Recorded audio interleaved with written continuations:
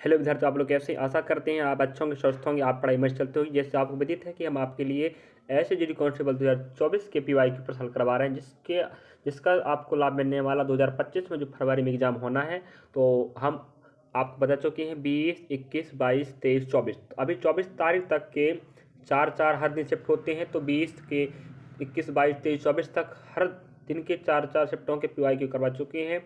Maths, reasoning, GK, GS, Hindi के।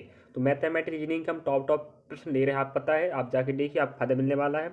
और GK, GS और हिंदी के तो पूरे shift by, her day by shift by पूरे हल करवा रहे हैं 20-20 प्रश्न। ठीक, चलिए आगे बढ़ते हैं, कड़ी बढ़ाते हैं। अगर आप पहली बार वीडियो देख रहे हैं तो आप जाके चैनल पर देखिए, सब्सक्राइब कीजिए, और आपके पास पूरा प्लेलिस्ट डाला है पीवाई का। ठीक है, चलिए।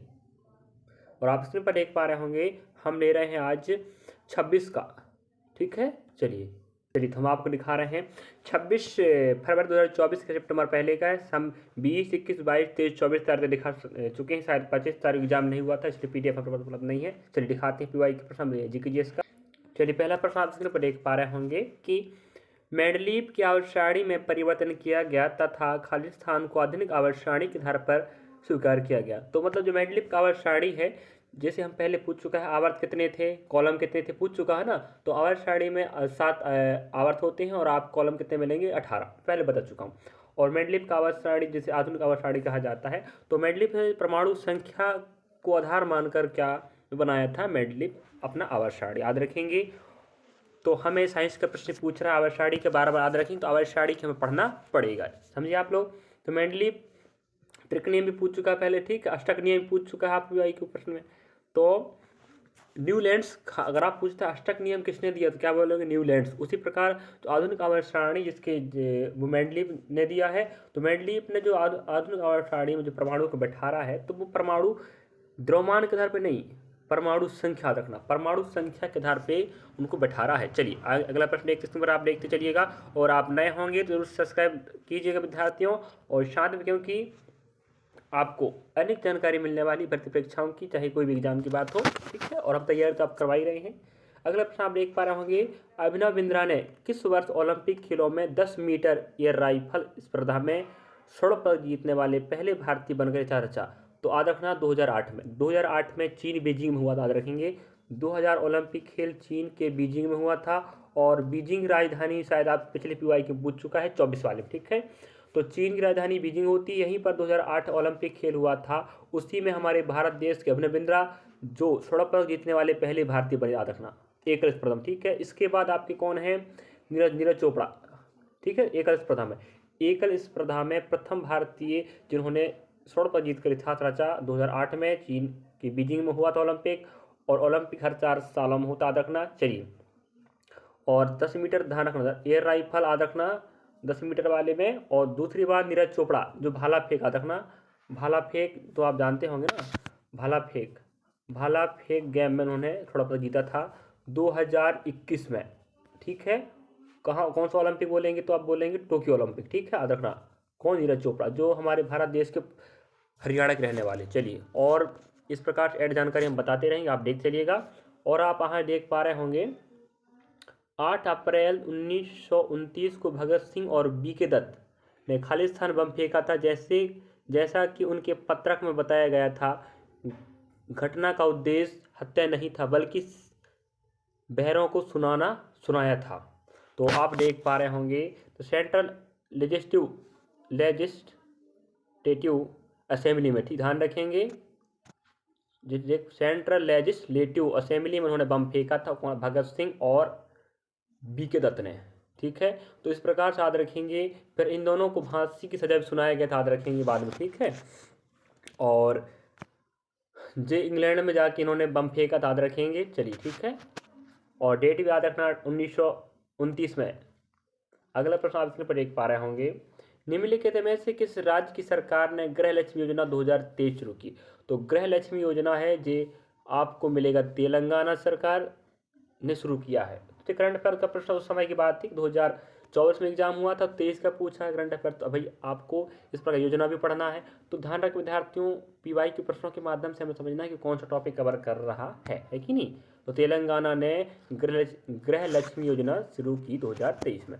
अगला प्रश्न अगर हम देखते हैं, तो आप देख पा रहे होंगे लोक नृत्य यात्रा की उत्पत्ति निम्नलिखित में किस राज्य से हुई है? तो वो है पश्चिम बंगाल।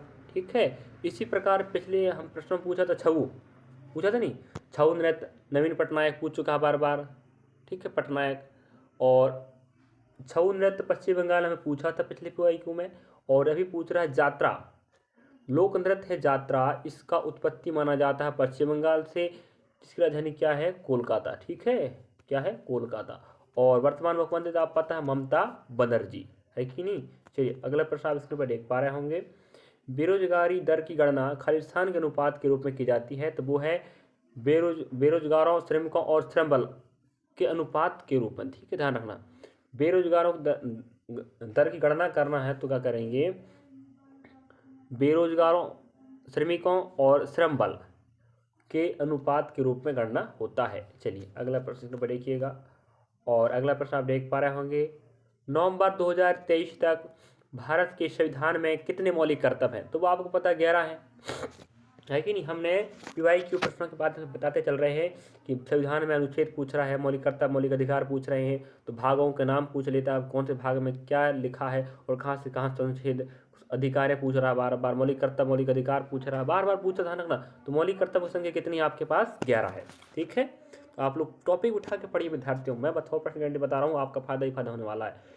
हमेशा हमें कोई भी भर्ती परीक्षा तैयारी करना आपको, तो पहले सिलेबस पढ़िए, सिलेबस कवर हो गया तो PYQ प्रश्न उठा लीजिए और उस अकॉर्डिंग आपको देखते चलिए। और सेट भी लगाना है, तो सेट के माध्यम से आप समझ सकते हो किस प्रकार से प्रश्नों को बनाया है। साथ में आप क्या करना है, सेट से आपका समय मैनेज होता है। ठीक है, और PYQ प्रश्नों से हमें समझ में आता है कौन सा टॉपिक कवर कर रहा है, जो पिछली बार पूछा था। चलिए अगला प्रश्न आप पर देख पा रहे होंगे, डुरंड कप का संबंध किस खेल से? तो वो है आपका फुटबॉल। ठीक है, याद रखेंगे। इस प्रकार से हम पहले क्रिकेट का पूछ चुका है, दिलीप ट्रॉफी, है कि हॉकी का हमें पूछ चुका है, रंगास्वामी कप, आगा का कप पूछ चुका है। ठीक है, आप लोग हमारे GKGS के प्लेलिस्ट में जाके देखते रहिए पूरे वीडियो को। GKGS किस प्रकार से पैटर्न बदलाव कर रहा है, खेल में क्या दे रहा है, इतिहास में, भूगोल, राजनीति, अर्थशास्त्र, हर चीज़ में देखिए कौन सा टॉपिक कवर कर रहा है, उस टॉपिक उठा पढ़ लीजिए, आपको फायदा ही फायदा होने वाला। ठीक है, और ध्यान रखें कप ट्रॉफी वाला हम वीडियो बना चुके हैं, स्पोर्ट्स वाले प्लेलिस्ट में जाकर देख लीजिएगा, पूरा डाटा रखा है, आपके नंबर पक जाएंगे। ठीक है, अगला देखिए, वराहमिहिर की रचना पंचधातुका 5 खगोलीय सिद्धांतों से संबंधित, नाम से लग रहा है ना, पंचधातुका, तो भाई 5 खगोलीय सिद्धांतों से संबंधित है। ठीक है, वराहमिहिर। चलिए जो गणितज्ञ के ध्यान रखेंगे। ठीक है, अगला प्रश्न आप देख पा रहे हैं स्क्रीन पर, बार बार पूछ रहा है, भारत में हरित क्रांति के जनक का निधन किस वर्ष हुआ है? हरित क्रांति जिसे हम बोलते हैं जनक माना जाते हैं, कौन बताइए? MS स्वामीनाथन। तो भाई बार बार हरित क्रांति का प्रश्न बार बार प्रश्न आ रहा है, बार बार प्रश्न आ रहा है, और हम आप कह रहे हैं पढ़ते चलिए टॉपिक। और जो विद्यार्थी हमारा वीडियो देख रहा है और हम जो कह रहे हैं वो पढ़ेगा, तो 100% गारंटी हम लेते हैं कि वो विद्यार्थी तर जाएगा GD एग्जाम में, और नहीं तरेगा तो वो उससे गलती हो जाएगी। हम आपको बता रहे हैं कि जिप PYQ पढ़िए और उनसे टॉपिक उठा के पढ़िए, फायदा ही फायदा होने वाला। तो भारत में हरित क्रांति के जनक MS स्वामीनाथन कहलाते, इनका निधन 2023 में याद रखेंगे। ठीक है, चलिए अगला प्रश्न आप पर देख पा रहा हूँ, अक्टूबर 2023 में भारतीय रिजर्व बैंक के कार्यकारी निदेशक के रूप में किसे नियुक्त किया गया था? तो वो आप कहोगे मुनीश कपूर। ठीक है, याद रखेंगे, कार्यकारी रिजर्व बैंक, भारतीय रिजर्व बैंक की बात हो। ठीक है, भारतीय रिजर्व बैंक के कार्यकारी निदेशक के रूप में किसे नियुक्त किया गया था? मनीष कपूर। तो आप करंट अफेयर का प्रश्न ध्यान रखिए। अगला प्रश्न इस पर देख सकते हैं आप लोग, भारतीय खिलाड़ी संदीप कुमार द्वारा निम्नलिखित में से कौन सा खेल खेला जाता है? इस टॉपिक को बार बार पूछा, यही पैटर्न फॉलो कर रहा है, पिछले हर PYQ पूछते चलता आ रहा है कि कौन सा खिलाड़ी कौन सा खेल खेलता है, तो वो तीरंदाजी। ठीक है, चलिए संदीप कुमार क्या खेलते हैं? तीरंदाजी गेम को खेलते हैं। और अगला प्रश्न उसी प्रकार से हम बढ़ाते तो आप इसके ऊपर देख पा रहे होंगे, दक्षिण भारत का प्रश्न बार बार पूछता है, खालिस्तान जिसका संबंध दक्षिण भारत के केरल से है का नाम एक पौराणिक मायाविनी स्त्री मोहिनी से लिया गया। तो वही मोहिनीअट्टम देखा ही रहा आपको, केरल का संबंध मोहिनीअट्टम से, कथकली का बार बार मोहिनीअट्टम पूछ रहा है, कथकली पूछ रहा है। ठीक है, भरतनाट्यम तमिलनाडु से है, मणिपुरी मणिपुर से, बिहू आपका असम से है, और मोहिनीअट्टम केरल से है, कथकली भी केरल से है, कथक उड़ीसा उत्तर प्रदेश से है कि नहीं। ऐसे प्रश्न आपको, कच्चीपुड़ी आपका आंध्र प्रदेश से हो जाएगा। इन प्रश्नों को बार बार लपेटा पूछ रहा है, तब तो मैं बोल रहा है पढ़िए, जाके तो देखो GKGS प्लेलिस्ट में हम पूरी जी के जैसे में आप जाके देखोगे हमारा ही बहुत फ़ायदा हो जाएगा, आपको बहुत फ़ायदा होने वाला है। लिस्ट में आप जाके देखिए बहुत कुछ डाटा मिलने वाला आपको पूरा। हम वादक वादंत्र लिखा चुके हैं और साथ में नृत्य तांगना लिखा चुके हैं, जाके देखिए फ़ायदा ही फ़ायदा होने वाला है। जी के जैसे ठीक है लिस्ट में। शिव कुमार वर्मा का नाम भारतीय शास्त्रीय संगीत वादंत्र संतूर के लिए प्रसिद्ध है। इस प्रकार टॉपिक बार पूछ रहा है। पिछली बार पूछा था अमजद अली खान को सरोदवादक, फिर हमें राजा भाई पूछवाला कृष्ण राव जी पंडित पूछा था ग्वालियर घराने से, हमें उस्ताद बिस्मिल्लाह खान के बारे पूछ चुका है। इस प्रकार तबला वादक जाकिर हुसैन के बारे में पूछ चुका है। तो ऐसे पूछते चलेगा भाई। तो कौन? शिव कुमार वर्मा भारत वादंत्र क्या संतूर, संतूर के प्रसिद्ध वादंत्र कौन है? शिव कुमार वर्मा याद रखेंगे, इन्हें पूछ रहा है हर बार इस प्रकार प्रश्न पूछे लेता है एक प्रश्न। अब अगला देखते प्रश्न देखिए 16 क्रमांक क्या लिखा है। राजस्व प्राप्ति से संबंधित निम्नलिखित कथनों को पढ़िए। अब इस प्रकार का प्रश्न बार बार आ रहा है। पहला, राजस्व प्राप्तियां वे प्राप्तियां हैं जिनका दावा सरकार से नहीं किया जा सकता। सही बात है, वे सरकार कुछ भी कर ले। राजस्व मतलब होता है सरकार के खजाने में जो पैसा आता है उसे राजस्व कहते हैं। राजस्व प्राप्तियां वे प्राप्तियां हैं जिनका दावा सरकार से नहीं किया जा सकता। सही बात है कि नहीं? राजस्व प्राप्तियों को कर और गैर कर राजस्व में विभाजित किया गया है, बिल्कुल सही बात है।